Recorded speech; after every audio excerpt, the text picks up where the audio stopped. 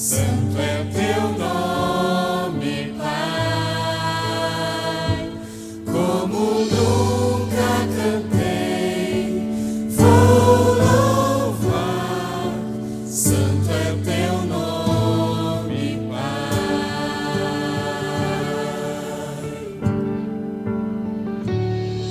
O sol raiou, é um novo dia. Tua canção eu vou cantar, e seja o que for que comigo aconteça, vou estar cantando quando o sol se pôr. Com minha alma e meu ser eu irei cantar. Santo é teu nome, Pai, como nunca cantei, vou louvar. Santo é teu nome, Pai.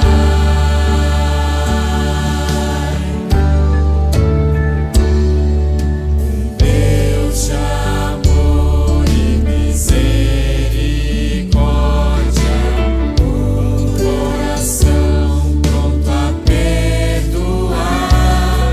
Por tudo isso eu estarei cantando.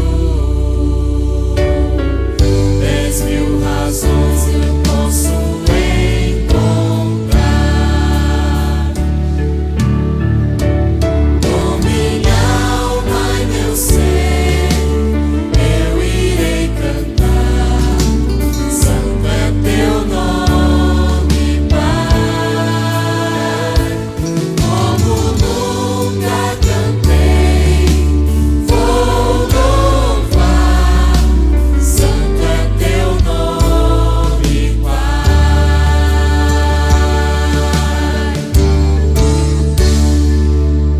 Eu sei que um dia estarei bem fraco, aguardando minha hora chegar.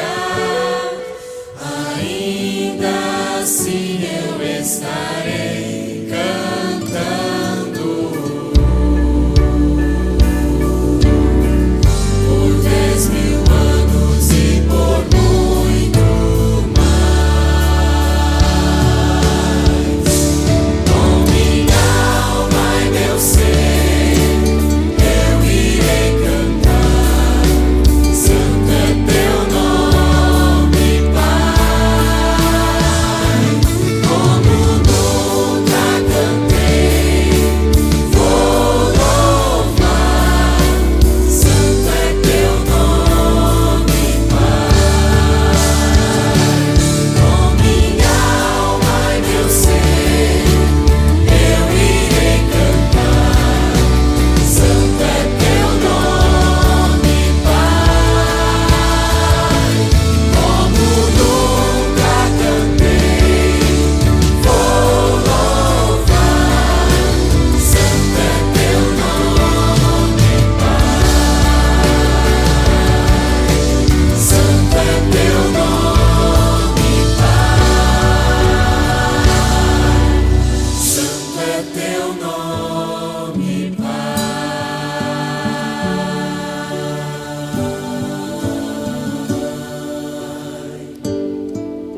Santo é o nome de Deus, amém?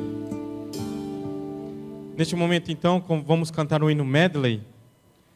E ao som, convido a igreja a ficar de pé. Esse hino fala que a nossa base de fé é Jesus Cristo. Jesus Cristo é a rocha. Cante nesse momento, meditando na letra desse hino.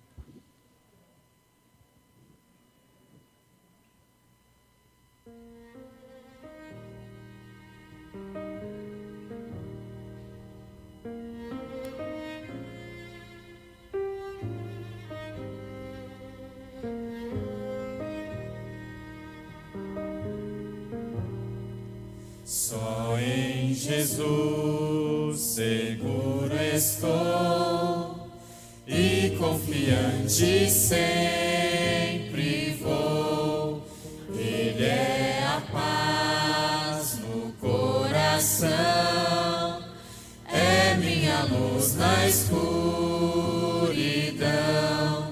Ele é a fonte do poder, a sua força faz vencer. E nessa rocha eu estarei, sempre firmado até morrer. Só em Jesus que se entregou em sacrifício por amor. Desceu do céu pra resgatar, veio tomar o meu lugar. Como um bebê aqui nasceu, e como humano aqui viveu, até morrer naquela cruz e nos trazer de novo a luz.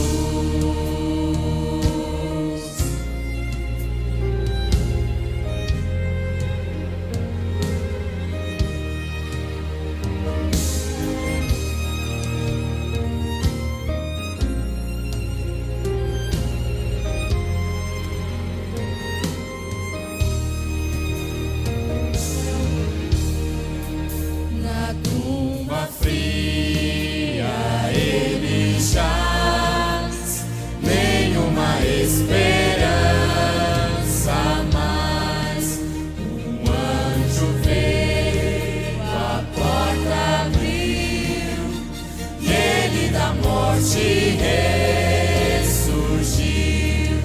E em vitória ergue as mãos, quebrados foram meus grilhões, pra sempre o mal vencido está. Posso na rocha me firmar. A minha fé e o meu amor, firmados já na rocha estão, firmados sim na rocha estão. A minha fé e o meu amor, firmados já na rocha estão, firmados sim na rocha estão. Morte ou vida ou provação vai me afastar do amor de Deus até o fim do meu viver. O meu destino irá traçar, nem o inferno em seu poder de sua mão vai me arrancar, até que eu volte para o lar. Vou nessa rocha me firmar.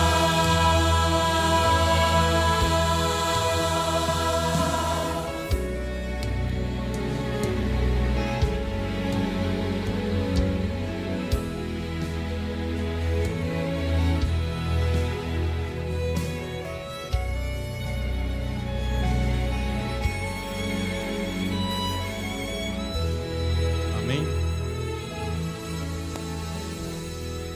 Vamos falar com Deus? Senhor Deus, muito obrigado porque mais um sábado acontece na nossa vida, Senhor. Obrigado por toda essa programação que o Senhor permitiu que acontecesse no dia de hoje. Obrigado porque podemos sentir o Teu poder atuando em nossa vida, o Teu poder atuando nessa programação.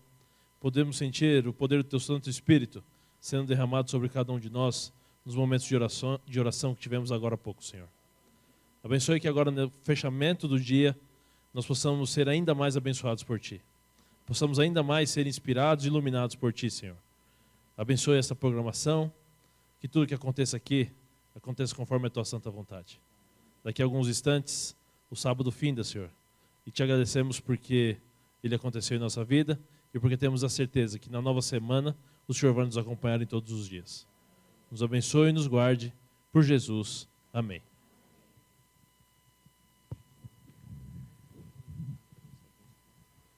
E ainda, em louvor ao nosso Deus, nós vamos ter uma mensagem musical com a Juliana. Ela aceitou o nosso convite, ela é lá da igreja da Vila Guilhermina. E ela se deu mal porque eu fui lá pregar e ela cantou bem no dia que eu preguei. E aí, vou ter que chamar ela para cantar aqui sempre agora, né? Obrigado, viu, por estar aqui. Boa tarde. Que a paz de nosso Senhor e Salvador Jesus esteja em cada coração.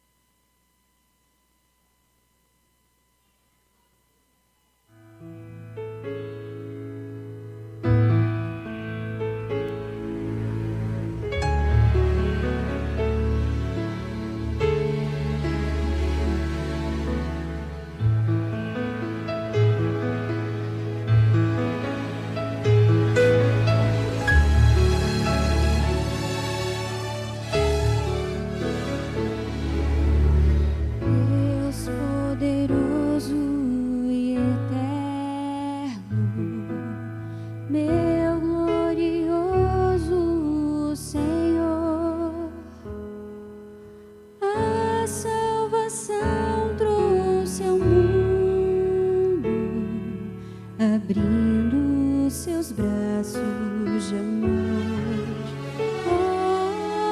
abrindo seus braços de amor. Meu Salvador e amigo,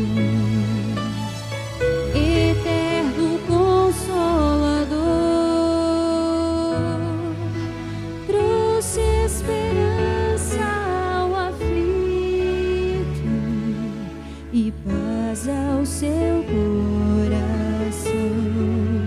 Oh, e paz ao seu coração. Santo e grandioso é o teu nome, digno de todo louvor. Deus Criador do universo, maravilhoso Senhor, oh, maravilhoso Senhor.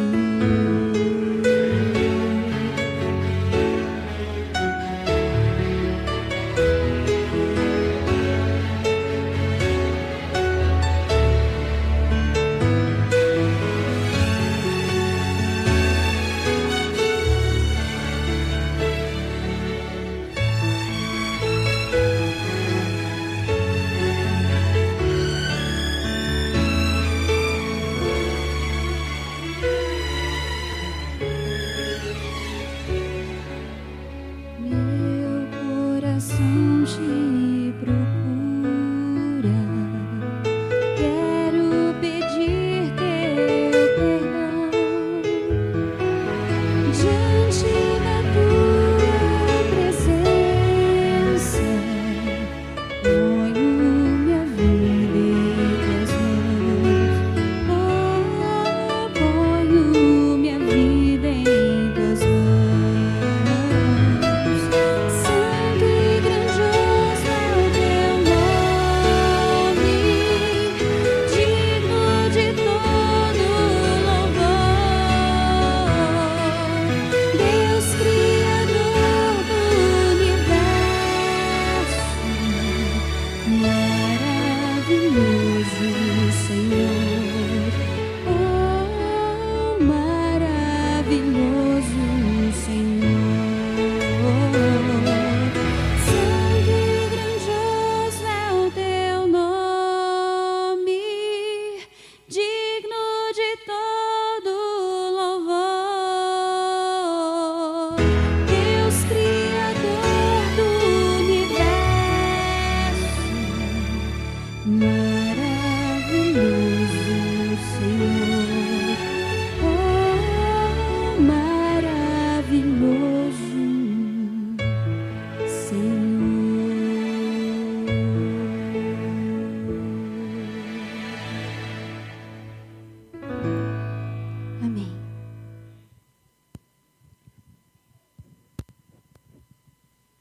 Quero agradecer a Juliana por tão bela mensagem. Bom, neste momento, então, gostaria de convidar o nosso querido pastor e professor Valdeci, ele que estará conosco nessa tarde, nos trazendo mais mensagens. Gostaríamos aqui, em nome da Igreja da Vila Matilde, mais uma vez, de agradecer a presença do senhor aqui. Se os momentos que seguem são seus, Deus te abençoe. Boa tarde. Eu imagino que a tarde de vocês tenha sido ótima. Como é que foi, pastor? Muito legal. Mais de 100 pessoas num processo de oração. Eu também fiz esse processo de oração, que foi uma iniciativa da Paulista Leste há uns 2 anos, talvez 3 anos, quem sabe, né? Um pouco mais. Um pouco. E é uma coisa que dá um resultado maravilhoso. Aliás, tudo relacionado com a oração, o resultado só pode ser grandioso. E, obviamente, pelo fato de agora ser também um momento relacionado com a oração, eu queria fazer algumas considerações com vocês a respeito da oração. Nós, invariavelmente, temos sempre boas desculpas. Eu digo boas desculpas porque nós não somos mal intencionados, mas não temos tempo. O mundo, ele oferece tantas possibilidades e a gente se envolve em tanta coisa que nós não temos tempo. A nossa agenda é uma agenda lotada. A gente sai pela manhã, tem 10.000 coisas para fazer. Quando volta para casa, volta extremamente cansado. A gente já dorme e acorda pela manhã mais ou menos atrasado. Não temos tempo para a nossa meditação como poderia e deveria ser. Não oramos como deveríamos orar. E pomos a culpa na agenda. Não dá. Agora, eu pergunto uma coisa. Como será que era a agenda de Jesus? Vocês sabiam que não houve nesta terra uma pessoa que tenha passado aqui, que tenha uma agenda mais ocupada, uma agenda com mais atividade, uma agenda mais importante do que Jesus Cristo? Ele tinha que fazer um trabalho de salvar a humanidade em 3 anos e meio. E sabe o que aconteceu? Em 3 anos e meio ele começou e terminou. Até o momento que ele disse, está consumado. Tarefa cumprida, missão cumprida. E vocês acreditam que Jesus não tinha agenda? Você fala, mas como não tinha agenda? Ele tinha tanta coisa para fazer? Não tinha agenda. Como pode o homem mais ocupado que o mundo já conheceu ter tempo? Ele chegava para os discípulos e falava assim, vinde à parte, vamos repousar um pouco. Nós não temos tempo hoje, corremos o tempo todo. E eu pergunto, em busca de quê? Jesus, que teve uma missão como a que ele teve, em 3 anos e meio terminou a missão dele. Nós passamos 40 anos e continuamos sem tempo e não deixamos um legado, não resolvemos, não terminamos uma missão. Mas Jesus não tinha agenda. Ué, como é que ele fazia então? A Bíblia dá uma dica. Olha a dica que Jesus dá, a Bíblia dá a respeito de Jesus. Eu vou ler aqui alguns versículos de Lucas. Imaginem, depois do batismo de Jesus Cristo, Jesus levanta pela manhã e a gente pensa o seguinte, que ele acordou e disse, olhou para a agenda, acho que a gente imagina, né? Ele olhou para a agenda e disse, deixa eu ver o que eu tenho que fazer hoje. Bom, hoje eu vou me batizar. Então eu vou lá para o Jordão que eu vou encontrar João. Não. E depois? Bom, depois do batismo, sabe o que eu vou fazer? Eu vou para o deserto. Porque eu vou ser tentado. E depois que eu for tentado, eu vou regressar para Galileia. Escreve, como a gente faz, como eu faço em papeizinhos, as coisas que eu tenho para resolver. Bom, ser batizado, ir para o deserto, depois, se der tempo, vou para Galileia, depois da Galileia. Não. Olha o que diz aqui. Jesus, cheio do Espírito Santo, voltou do Jordão e foi guiado pelo Espírito no deserto. o Evangelho de Mateus e diz: e foi compelido pelo Espírito, vá agora para o deserto. O Espírito disse Jesus para o deserto. A agenda de Jesus era o Espírito Santo. Aqui embaixo diz: então Jesus, no poder do Espírito, regressou para a Galileia. Agora tem que ir para a Galileia. Não é ele que diz, é o Espírito que ditava as coisas que ele tinha que fazer. Logo em seguida diz: então deram o livro do profeta Isaías, e abrindo o livro achou o lugar onde estava escrito: o Espírito do Senhor está sobre mim. Espírito, Espírito, Espírito, Espírito. É claro que Jesus era Jesus. Claro, tinha o Espírito. E sabe, esse foi um legado que ele nos deixou. O Espírito. Se o Espírito fosse a nossa agenda, a nossa vida teria muito mais realizações. E você diz: mas você está querendo dizer que eu poderia fazer coisas que Jesus fez? Não, não tem condição. Olha só, Jesus, não é imbatível a vida de Jesus. Operava milagres, ressuscitava os mortos, andava sobre as águas. Como que você quer que eu faça o que ele fez? Vocês sabiam que se nós tivéssemos os recursos que Jesus teve de oração, os recursos de entrega e o recurso do Espírito Santo, nós, seres humanos, como eu falei hoje pela manhã, faríamos exatamente tudo o que Jesus fez, porque a vida de Jesus não teve segredo nenhum. Tudo o que Jesus fez, os homens também fizeram. Tudo. Vocês acham que a vida de Jesus era tão especial? O que é que está escrito em João 14:12? E fareis as obras que eu faço, e as fareis? Você acha que Jesus estava brincando quando ele disse isso? E a gente fica imaginando, mas quer dizer que você acha que eu posso fazer as obras que Jesus fez? Todas. Mas Jesus aparecia num lugar e desaparecia. E Filipe no deserto, com o etíope. Depois que ele batizou o etíope, o que aconteceu com Filipe? Desapareceu. Ah, mas Jesus, deixa-me ver, Jesus andava sobre as águas? E Pedro, não andou sobre as águas? Jesus curava as pessoas.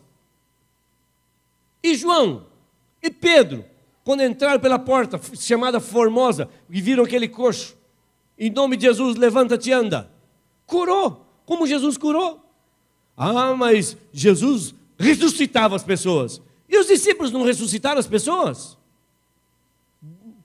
Dorcas não foi ressuscitada? Tudo que Jesus fez, não há segredo. Ele disse que nós podemos, foi ele quem disse em João 14:12 que nós podemos fazer as mesmas coisas. Tudo que Jesus fez teve um sucesso que pode ser repetido por nós. Nós só não repetimos o sucesso que Jesus teve porque nós não fazemos uma coisa que Jesus fez. Sabe qual era a coisa que Jesus fez? A vida de oração que ele levava. Porque se nós levássemos a vida de oração que Jesus levava, nós iríamos e nós vamos fazer as coisas que Jesus fez. Isso quem está falando não sou eu, é a Bíblia, retratando aquilo que Jesus mesmo disse que nós poderíamos fazer.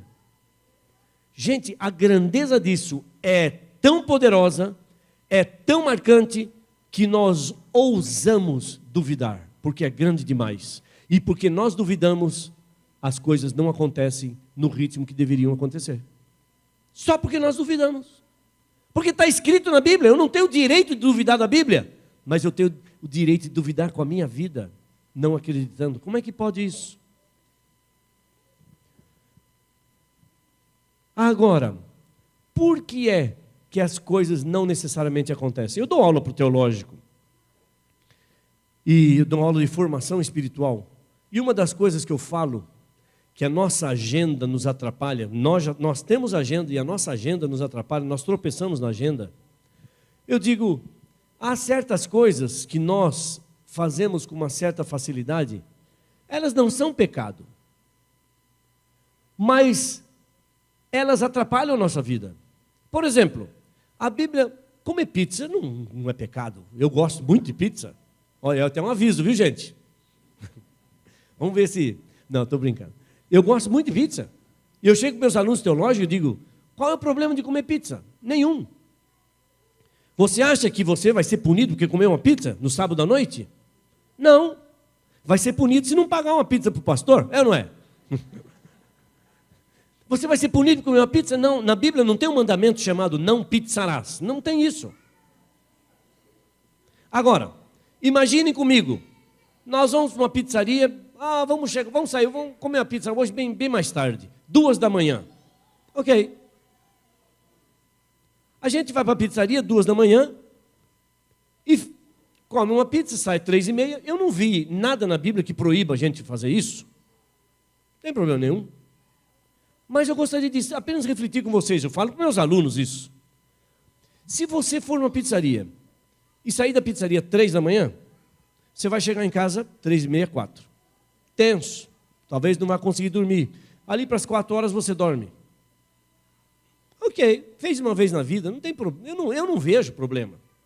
Não vejo nisso um pecado. Mas o problema, sabe onde vem? No reflexo disso. Se você fizer isso, que horas você vai acordar no domingo? 12:00. Aonde foi parar o seu culto pela manhã? Acabou. Não fez o culto pela manhã, perdeu o dia. Não leu a Bíblia pela manhã, perdeu o dia. Não orou, perdeu o dia. Espiritualmente é um dia perdido. Um dia que você não solicitou a presença de Deus na sua vida, porque à 13h, você não vai conseguir fazer, com todo aquele burburinho, com as coisas acontecendo, com o almoço sendo preparado, como é que você vai ter gás para parar sozinho num canto e fazer sua meditação? Não vai. Você percebe que uma coisa que não tem mal, uma coisa aparentemente inocente, o problema é que ela destrói uma estrutura que deveria ser armada de aproximação com Deus. Satanás se compraz com tudo que destrói o sistema de aproximação e de contato com Cristo. Se ele conseguir destruir o seu culto pela manhã, ele vai ficar muito feliz, a despeito de não ter havido pecado nenhum. É por isso que Paulo fala, algumas certas coisas não são erradas, mas não convém. Porque pode ser a estrutura, a de destruição de uma coisa certa, de uma coisa necessária. Oração é extremamente vital e importante para a nossa vida. Não dá para nós brincarmos com oração. Muitas pessoas pensam, hoje é sábado, eu já vou para o culto, eu não preciso fazer minha meditação em casa, eu não preciso ler a minha Bíblia. A Bíblia diz que existem 3 tipos de culto. 3 tipos de culto. Existe o culto individual, não se esqueça dele. Mateus 6,6, entra no teu quarto, ora teu pai que está em secreto, e teu pai que vem em secreto te recompensará. É um culto seu, não é seu e da sua esposa, é seu, é o seu relacionamento com Deus, seu. Segundo lugar, ao culto familiar. Deuteronômio 6 fala andando pelo caminho, sentando-se, levantando-se. Você tem que passar as informações para a sua família daquilo que você, como sacerdote ou sacerdotisa do lar, tem em mente e passar para os seus filhos, comungar junto com Deus. Há um terceiro culto, é o culto comunitário que nós estamos tendo aqui hoje no sábado. O culto comunitário não substitui os demais cultos. Não substitui. O seu companheirismo, sua proximidade. Se você quer uma vida de fé exuberante, você tem que realizar os 3 cultos. A oração individual de Mateus 6,6. Essa oração é importantíssima. Não podemos deixá-la de lado. Muitas vezes, sabe, Deus nunca pediu que nós o buscássemos. Nem em oração, nem de jeito nenhum. Ele nunca disse, me busquem, por favor. Não é isso que ele disse. Quando ele falou em buscar, ele disse, eu quero que vocês me busquem em primeiro lugar. Eu não aceito nada em segundo lugar. Buscar em primeiro lugar o reino de Deus e a sua justiça. Então, todas as demais coisas vão ser acrescentadas. Nós buscamos a Jesus em segundo, em terceiro, em quarto. Colocamos todas as coisas antes dessa busca, dessa necessidade de estar com Jesus e queremos que a vida cristã funcione. Não vai funcionar porque ele disse, quando você me buscar, me busque de todo o coração. Meio coração não serve.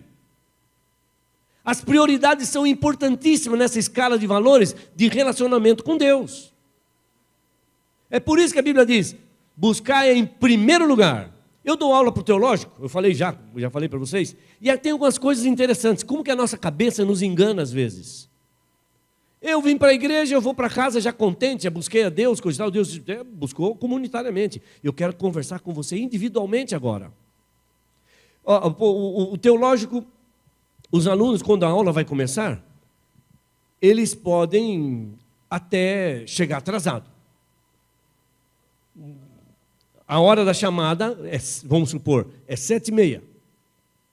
Se o aluno chega a 10 para as 8, a escola até permite que ele entre na sala de aula. Algumas escolas não permitem isso. Algumas escolas dizem o seguinte: espera a próxima aula, aí você entra na segunda aula. Mas a nossa escola permite que entre, pelo menos pega o conteúdo, aí os alunos entram ali. Ele vai chegando, chegou 10 para as 8, ele abre a porta: professor, posso entrar? Eu falei: pode entrar, entra aí. Pois não. No final do ano, eu chego para o aluno e digo assim: olha, você teve 10 faltas. Ele olha para mim e fala: nunca faltei a uma aula sua. E eu pensei: meu pai, está vendo uma confusão muito grande aqui. Sabe por quê? Ele chega 10 para as 8. Na cabeça dele, ele está presente. No livro de chamada, ele está com falta. Porque a chamada já foi feita. Então, ele acha que ele está presente, mas está com falta. Isso nós fazemos também com Deus. Deus, eu fui à igreja. Ele disse: não valeu. Onde é que está seu culto, sua conversa, sua intimidade comigo? Onde é que está você abrindo o seu coração? Você abriu comunitariamente, isso é uma coisa muito boa. Vocês percebem que para Deus há uma certa metodologia de busca, metodologia de atendimento. Há outro motivo muito forte, muito grande, pelo qual as nossas orações não são atendidas. Por que elas não são atendidas? Vou contar para vocês uma ilustração que todos já conhecem, é bíblica. Ela está em João 6. E eu vou ler alguns versículos daqui a pouco. Vou comentar com vocês agora aquilo que nós já conhecemos dessa história. E vamos entender por que é que algumas orações são respondidas e outras orações não são respondidas. Vocês se lembram da multiplicação, do milagre da multiplicação dos pães? Jesus pregou para uma multidão de 5.000 homens. Não é pouca gente. Não é pouca gente, é muita gente. Fora as mulheres e crianças. Se para cada um daqueles homens havia uma mulher, nós temos aí um público de quase 10.000 pessoas, fora crianças. Mais umas 5, quase 15.000 pessoas. E ele falou, quando terminando de falar, ele chegou para os discípulos e falou: e agora? Como é que a gente faz com esse povo? E os discípulos chegaram: mas olha, não dá, com todo o dinheiro do mundo, a gente não ia comprar comida para esse povo todo, 15.000 pessoas, como é que a gente vai fazer? E Jesus falou uma coisa estonteante para o discípulo, uma das coisas mais, entre aspas, absurdas que alguém pode falar para o discípulo. Sabe o que Jesus falou? Falou o seguinte: dai-lhes vós de comer. Os discípulos olharam para Jesus: nós? Vocês dão de comer? Nós? 15.000 pessoas famintas? O máximo que nós alcançamos aqui é um rapazinho, um garotinho, com uns pães, 5 pães e 2 peixinhos? E o Senhor está dizendo que eu tenho que dar de comer? Sim, você vai dar de comer. Quem alimentou a multidão, meus queridos, não foi Jesus. Porque Jesus falou: dá-lhes vós de comer. Se virem. Jesus foi a mola mestra, foi a chave da operação do milagre. Mas os discípulos receberam a comissão de dar de alimentar a multidão. É a mesma coisa quando Jesus fala: Vila Matilde está carente, de boca aberta, esperando o Espírito, esperando compreensão. Dai-lhes vós, igreja de Vila Matilde, de comer para esse povo. Não é você orar: Jesus, alimenta o povo aí, em nome de Jesus, amém, eu vou fazer minhas coisas, o Senhor faz aí. Não, ele diz: não, é você. Eu preciso de você. Você vai usar o meu esforço, você vai usar o meu poder, você vai usar o meu milagre, mas você vai dar de comer. E aconteceu o milagre que nós conhecemos. Mas junto com esse milagre aconteceu uma outra coisa.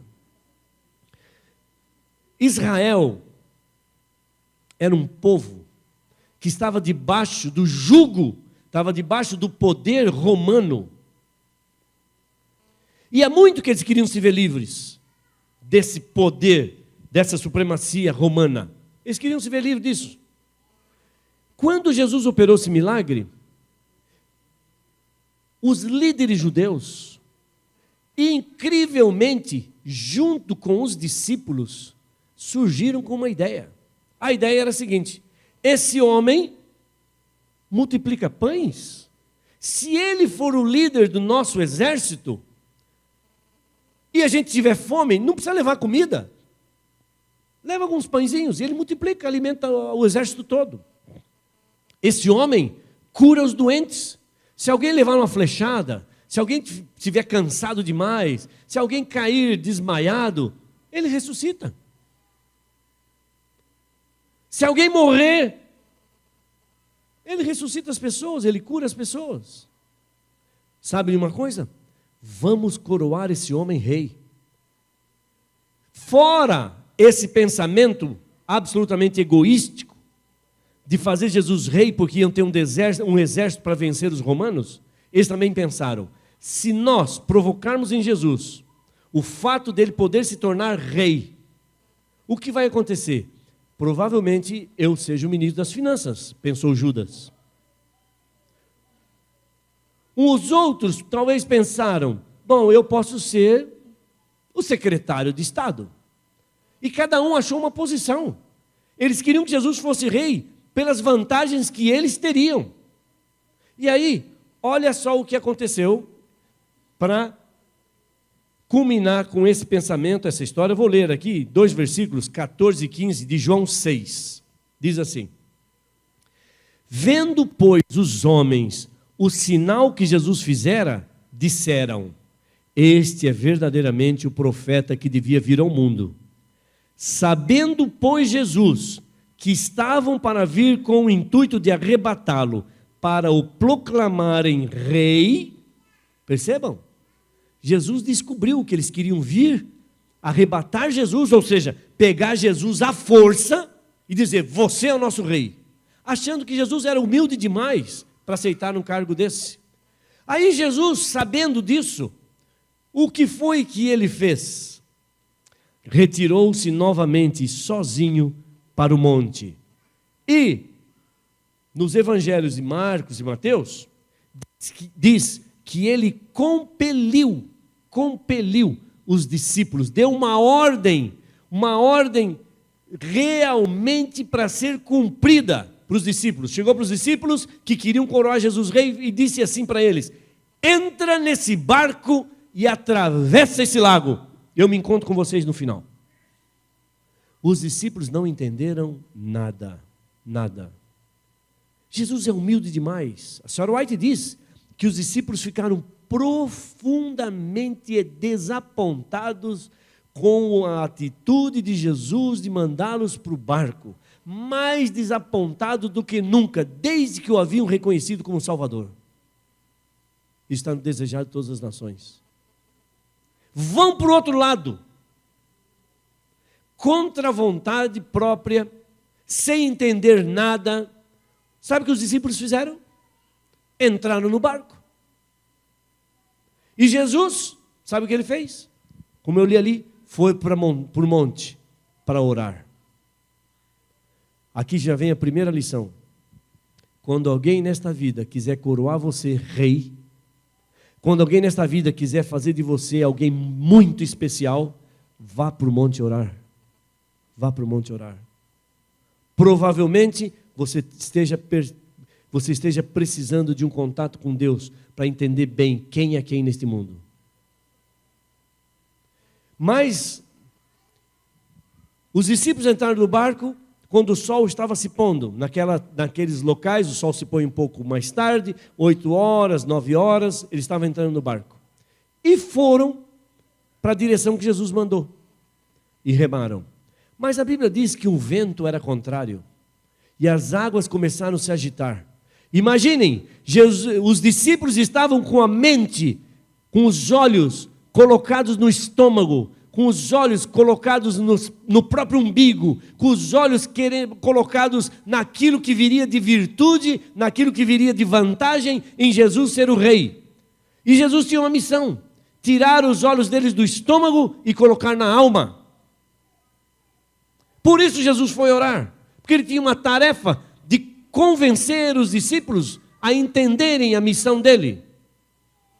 E os discípulos remaram,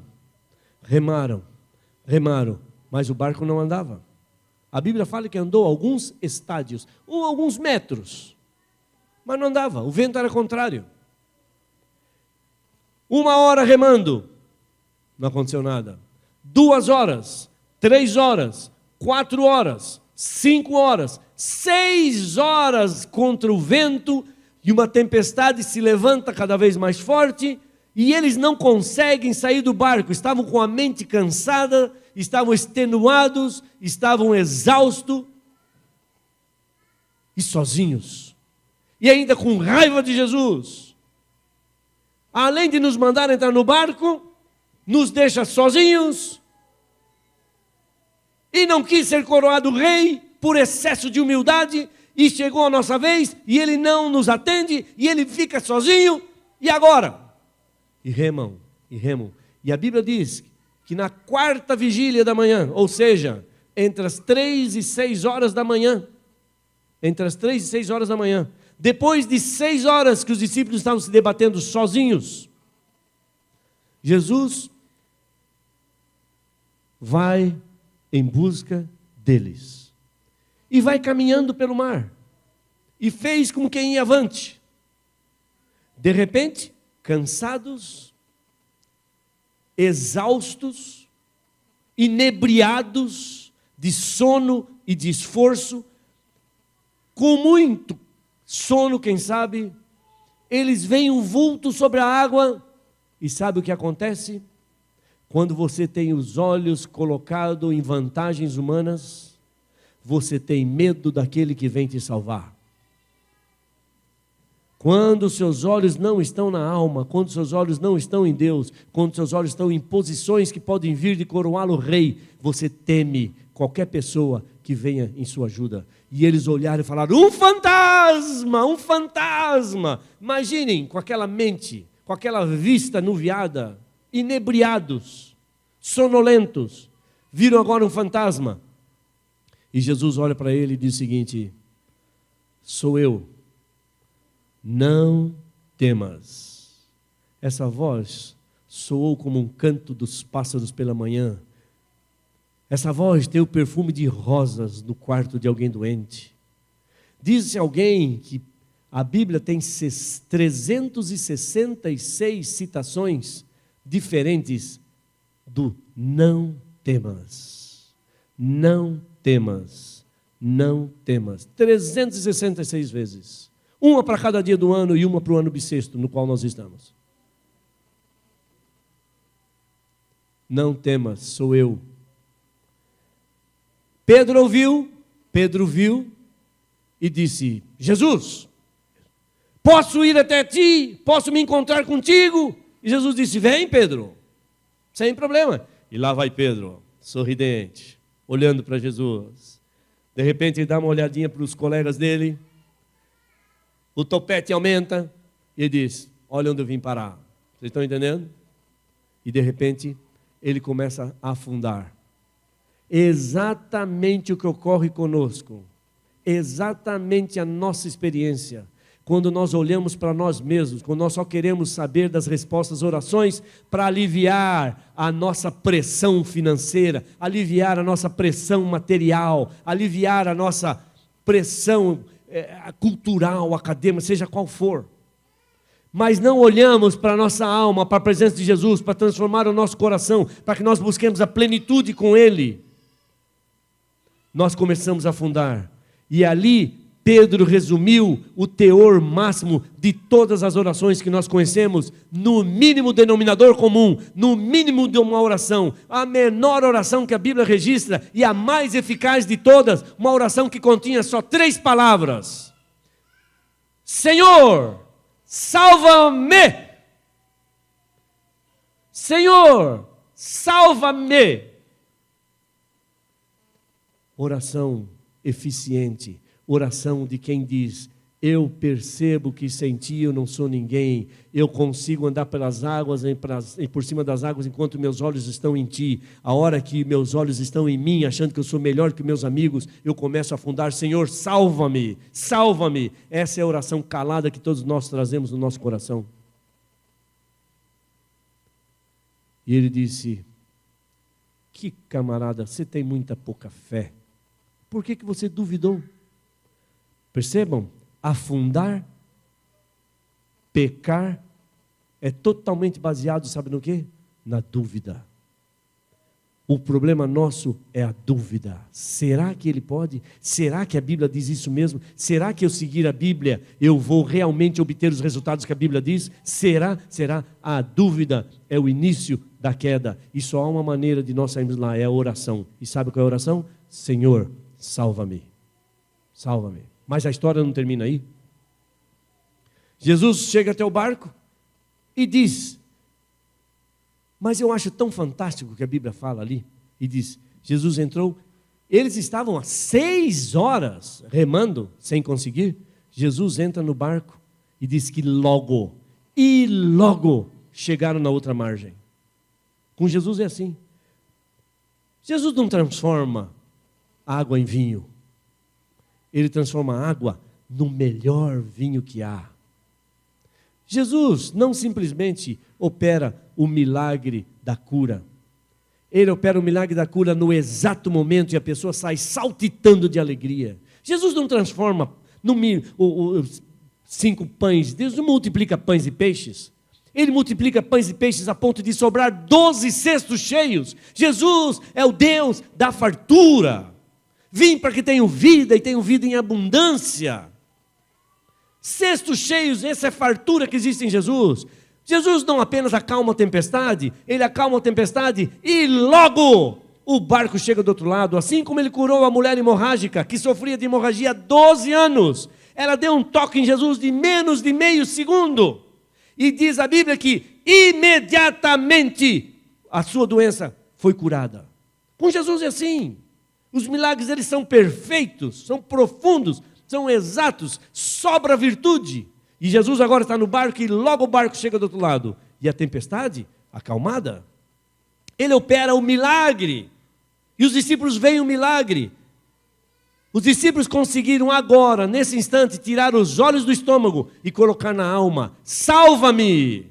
Eles nos disseram, Jesus, por que tu não vais ser o rei? Por que tu não vais ser o libertador de Israel? Por que tu não vai multiplicar pães para os exércitos? Não, a oração não é mais essa. A oração é, salva-me. Salva-me. Eu quero minha mente ligada na sua mente. Eu quero receber as virtudes. E aí, quando você pede salvação, logo, quase no mesmo instante, ele te leva para o outro lado. E você atravessa essa vida e esse mar, essa turbulência, essa tempestade, logo. Por quê? Porque você está com Jesus no barco. Agora, a lição principal não é essas que eu falei para vocês. A lição principal é, sabe por que é que Jesus operou um milagre na vida dos discípulos? Sabe por quê? Vou lhes dizer. O milagre só foi operado na vida dos discípulos por um motivo muito simples. Porque Jesus mandou os discípulos entrarem no barco e os discípulos entraram no barco. Jesus só opera milagres para quem está no círculo da sua vontade. Os discípulos não estavam em casa costurando as redes para fazer uma coisa nobre, trabalhar para alimentar a família. Na hora que Jesus manda entrar no barco, tudo é segundo plano. Os discípulos não estavam num entretenimento, se divertindo, provavelmente merecessem. Mas não, Jesus mandou entrar no barco, eles entraram no barco, por isso receberam um milagre. Jesus acalmou a tempestade e os levou para o outro lado, porque eles estavam exatamente no círculo da vontade de Deus. Que maravilha! Que o círculo da vontade de Deus nesses 40 dias é esta igreja. É esta igreja. Você quer um milagre? Você tem que estar junto onde Deus pediu para você estar. Você não é membro dessa igreja. Você não participa nessa igreja. Você não tem fé que essa igreja tem uma importância vital para a sua vida, para o seu crescimento espiritual e para os milagres que você tanto espera que Deus opere na sua vida, para que você seja uma bênção para Ele. Você tem que estar no círculo da vontade de Deus. E logo você vai chegar no outro lado do mar. É assim que as coisas acontecem. Nenhum milagre vai acontecer se nós estivermos fora da vontade de Deus. Qual é a vontade de Deus para a nossa vida? O processo de santificação é você segurar diariamente a mão de Deus. Não largá-la por nada. Absolutamente nada. Seguro na mão de Deus. Esse é o milagre. Você largou por um segundo, você está perdido. Parece que nós estamos bem, mas se você largou da mão de Deus, você já beijou a morte. É como um trapezista. Imagina um trapezista fazendo malabarismos a 20 metros de altura, a altura de um prédio. Hoje em dia tem muita gente com esse tipo de esporte radical. E ele está seguro naquela barra, e ele conhece muito bem a sua capacidade, o seu potencial. Mas de repente, a mão dele escapa da barra. Ele larga da barra. Cai 10 centímetros, cai 20, cai 30. Não aconteceu nada. Não está morto. Está com o seu raciocínio, está com a sua visão, mas dentro de 10 segundos, 5 segundos, ele vai se espatifar no chão. É só uma questão de tempo. Largou da barra, beijou a morte. Largou da mão de Cristo, o final nós já sabemos. Esteja no círculo da vontade de Deus e todos os milagres vão acontecer na sua vida. Que Deus abençoe vocês. Que esses 40 dias de oração sejam uma bênção, seja uma maravilha. Que vocês possam realmente segurar na mão de Jesus, ouvir a voz dele, crescer em espírito e ter o seu coração pulsando no ritmo do coração de Deus. Encontrar plenitude em Deus. Plenitude em Deus, que é o que mais nós desejamos. Conhecer a Deus. O que é que Jeremias 9:23 diz? Não se glorie o sábio na sua sabedoria. Você pode ser sábio, mas não ache que você é superior porque é sábio. Não se glorie o rico na sua riqueza. Não se glorie o forte na sua força. Mas se alguém quiser se gloriar, se alguém quiser chamar atenção para alguma coisa, glorie-se nisto, em me conhecer, diz o Senhor. Misericórdia, juízo e justiça são as coisas que eu me agrado. No mesmo versículo diz isso. Ele vai transformar o nosso coração de tal forma que à medida que nós o conhecemos, nós nos gloriamos nesse conhecimento. E João 17 diz o quê? A vida eterna é esta, que te conheçam a ti como o único Deus verdadeiro e a Jesus Cristo a quem enviaste. Essa é a vida eterna, conhecer a Deus. 40 dias de oração é um processo de conhecimento através da intimidade. Você não conhece a Deus através de uma única, exclusiva oração, você conhece a Deus através de um processo, de um crescimento. Se você tiver que se gloriar em alguma coisa, glorie-se nisto, em me conhecer, porque a vida eterna é esta, que te conheçam a ti como o único Deus verdadeiro e a Jesus Cristo a quem enviaste. Esse é o segredo do sucesso. Esse é o segredo da vida espiritual que vai vencer e da vida espiritual que vai ser um exemplo que vai levar Jesus para outras pessoas. Que Deus abençoe vocês, que tenham uma semana maravilhosa e que tenham 40 dias de oração, sentindo a cada instante a presença de Jesus na sua vida, transformando você numa fonte de operar milagres, porque Ele disse que vocês farão obras que Ele fez e as farão maiores. Acredite, foi Ele quem falou, Ele merece crédito. E nós, para termos esse privilégio, só temos que fazer uma coisa, estar onde Ele mandou, mesmo que seja contra a nossa vontade. Porque isso aconteceu com os discípulos e eles foram alvos da bênção de Deus e dos grandes milagres. Que Deus nos abençoe a todos. Amém.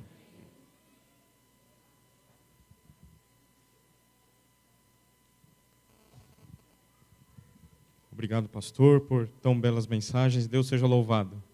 Neste momento, então, convido a Juliana para mais uma mensagem musical.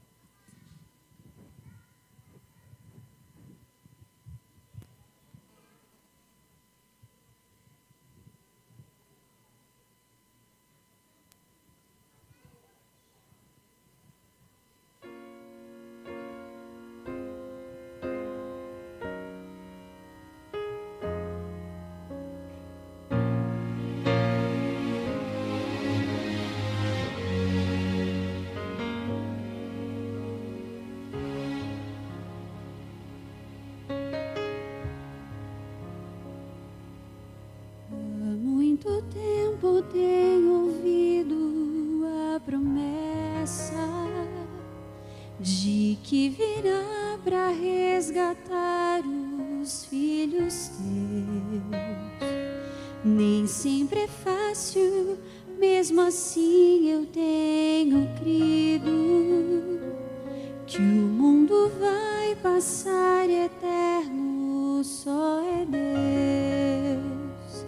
Eu posso ver ao meu redor que o mal insiste em tomar meu coração, mas tua mão me faz melhor para merecer o instante em que direi então: Senhor Jesus, estou aqui. O dia enfim chegou, vamos subir. Eu sempre quis olhar teu rosto como agora. Me leva para o céu, vamos subir.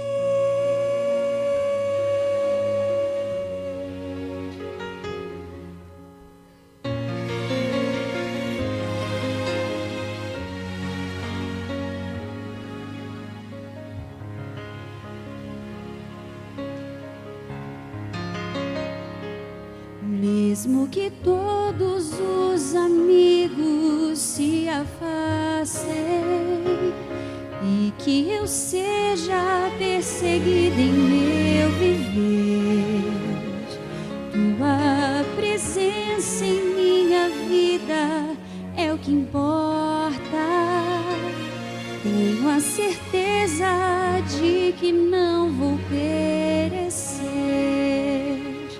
Eu posso ver ao meu redor que o mal insiste em tomar meu coração, mas tua mão me faz melhor para merecer o instante em que direi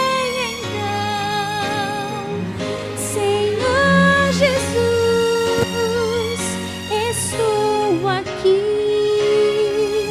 O dia enfim chegou, vamos subir.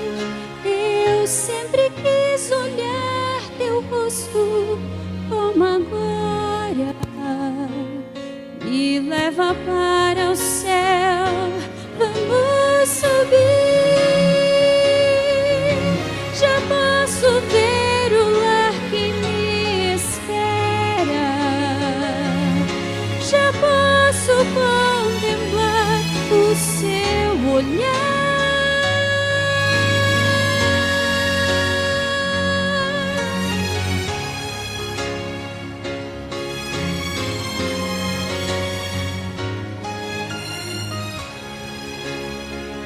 Eu sempre quis olhar teu rosto como agora. Me leva para o céu, vamos subir.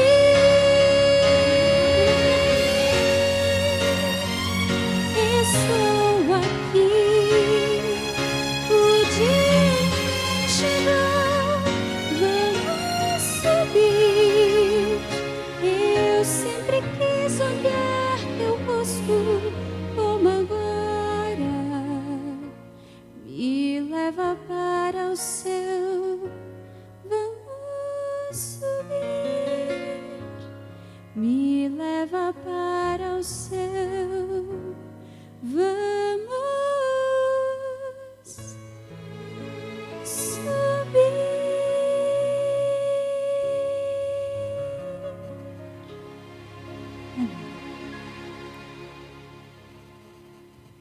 Obrigado, Juliana. Eu já ia chamar o senhor mesmo, pastor. Ainda bem que o senhor veio aqui. Nós só queremos agradecer aos nossos internautas que estiveram conosco durante este programa. E tem um pedido especial aqui, pastor, da Lilian Greco. Ela diz assim, ó: boa tarde, por favor, peço oração em favor dos meus filhos Felipe e Thalita, que não estão indo na igreja, e principalmente pelo Felipe, que se afastou dos caminhos do Senhor Deus. Peço oração também pela saúde deles, principalmente pela saúde da Thalita, que está com um problema alérgico muito sério. Vamos orar, então, aqui pela família da nossa internauta, nossa irmã Lília Greco. Quem gostou do dia de hoje? Eu gostei bastante.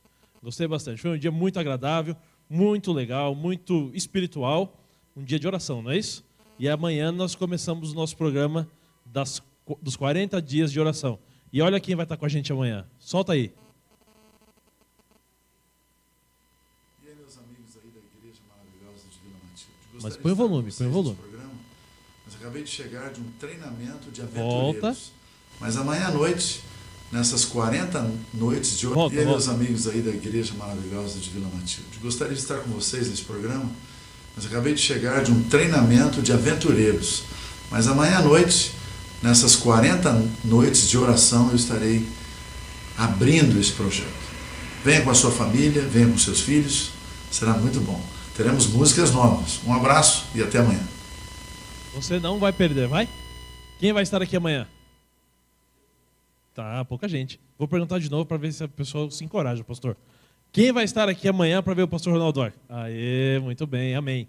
Pastor, agora o senhor encerra. Pastor Valdecir, quer vir aqui também um pouquinho?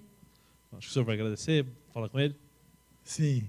Eu estava pensando, enquanto a Juliana estava cantando, é Juliana, né? Cadê você, Juliana? Vamos subir. Convite. Vamos subir o Monte Sinai pela fé? Vamos subir? Quantos querem subir o Monte Sinai? Eu quero subir. Eu estava pensando, hoje pela manhã, quando eu vinha pela radial, até com os olhos um pouco lacrimejados, grato a Deus por tantas bênçãos, porque Deus permitiu que muitas coisas se concretizassem para que nós pudéssemos começar esse projeto. Eu dizia, Senhor, se é da tua vontade que nós façamos hoje o dia de oração, e que ele seja perfeito, que não chova.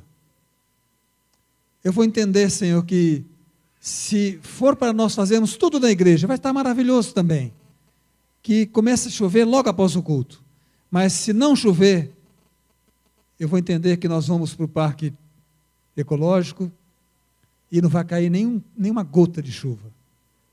Amém? Eu sei que muitos oraram por isso, porque me falaram. O nosso Deus é o Deus que controla tudo. Eu estava lendo lá no Parque Ecológico Tietê, Jesus falou o seguinte para os discípulos. Eu fiquei pensando no seguinte: convém-vos que eu vá. Ué, convinha a quem? A nós. Convém-vos que eu vá. Porque se eu não for, o Espírito Santo, o Consolador, não virá. Eu preciso ir para que ele venha a vós. Eu fiquei pensando nisso, sabe? Jesus estava, de certa maneira, limitado através do plano por sua humanidade. Ele não poderia continuar indefinidamente conosco naquela situação. Convém a vocês que eu vá para que o Espírito venha. Que privilégio, não é mesmo? E nós temos o privilégio de receber o Espírito Santo, termos em nós, conosco, de uma forma palpável. Como eu disse para vocês, os discípulos descobriram dias depois, quando receberam o Espírito Santo, que a sensação, a presença do Espírito era mais palpável do que a presença do próprio Jesus quando estava com eles. E é isso que nós queremos, receber o Espírito Santo durante esses 40 dias. Que nós possamos aprofundar a nossa experiência. Vamos orar? Eu quero agradecer muito ao querido casal. Vem aqui, Creliane. Professor Valdecir, pastor Valdecir, Creliane. Ela ficou quietinha hoje, mas na outra ocasião, quem sabe, nós vamos dar um trabalhinho para ela, né? Mas só a presença, a sua presença, é realmente muito importante, porque a esposa é o suporte, né? De todos nós. Muito obrigado, viu, pelo seu ministério, por este dia conosco. E nós já estamos combinando aqui, já falei com ele hoje, de um próximo desafio aqui. Vamos trazê-lo, se Deus quiser, em breve, para algo especial. Muito obrigado, pastor. E pedimos que você ore conosco. Vamos ficar todos em pé? Vamos orar. Santo Deus e Pai, nós te agradecemos por esse belíssimo sábado que tivemos, junto contigo, com teu Espírito, ouvindo aquilo que tens reservado para nós na tua palavra. Aqui está a tua igreja, com uma caminhada lindíssima pela frente, e pedimos, Senhor Deus, que o teu Espírito possa compelir esta igreja a entrar no barco, a se aproximar de ti e ser alvo das tuas bênçãos tão desejadas. Que tu possas falar a cada coração, a cada alma, que tu possas ler cada espírito, cada devoção, cada coração contrito. Como diz o salmista, um espírito contrito não desprezarás, ó Deus. E esta igreja, Senhor Deus, vem a ti com espírito de humildade e contrição para solicitar as tuas bênçãos e para segurar a tua mão. Nós sabemos que vivemos num mundo mau, que necessita de pessoas que tenham andado contigo para que mostrem o caminho da salvação e que mostrem o amor de Jesus tão real na nossa vida. Que esta igreja seja este veículo, que o teu trabalho seja feito. Ajuda-os, portanto, dá o teu Espírito Santo, leva-os a outra margem, porque eles estão dentro do barco. É o que nós pedimos e agradecemos por Jesus, o nosso Senhor e o nosso Salvador. Amém. Amém. Uma boa semana a todos. Estaremos lá à saída, cumprimentando vocês.